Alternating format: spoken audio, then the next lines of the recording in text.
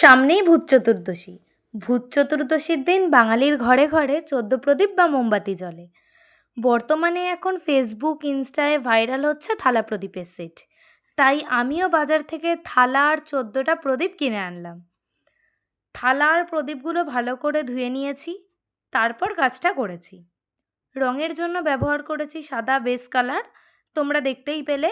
কালারটা করেছি, তারপর কমলা, লাল আর ব্রাউন কালার। আর এটা আমি একটা বলে রাখি, ব্রাউন কালার যেটা তোমরা দেখতে পাচ্ছ সেই ব্রাউন কালারটা আমার কাছে ছিল না।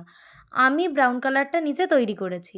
লালের সাথে অল্প একটু কালো মিশিয়ে ব্ল্যাক কালারটা তৈরি করে নিয়েছি। তারপর ভালো করে কালারগুলোকে মিশিয়ে নিয়েছি।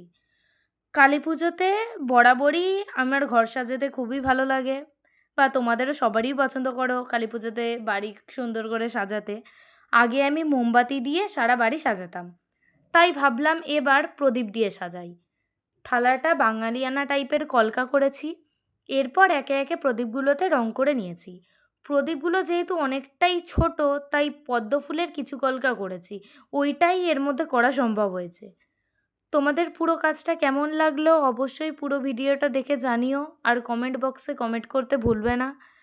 তোমাদের সবাইকেই কালী পুজোর অনেক অনেক শুভেচ্ছা। সবাই খুব ভালো করে কালী পুজো কাটিও। ধন্যবাদ।